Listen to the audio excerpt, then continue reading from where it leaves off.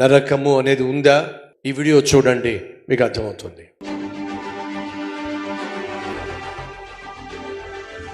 సుమారు 200 దేశాలు, అనేక పట్టణాలు, ప్రజలు, ప్రాంతాలు,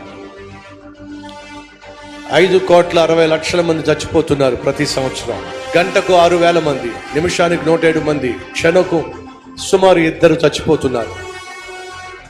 చనిపోయి అక్కడికి వెళ్తున్నారు.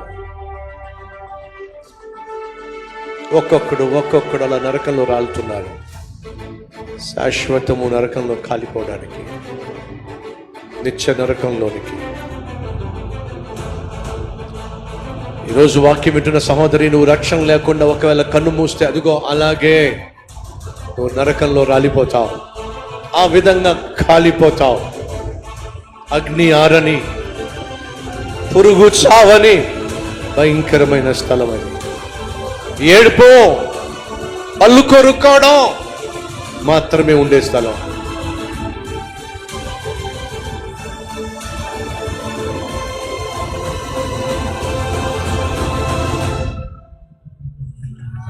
అరుస్తావు, కేకలేస్తావు, అక్కడ అగ్ని ఆరదు, పురుగు చావదు. అదిగో పురుగు శరీరాన్ని పట్టి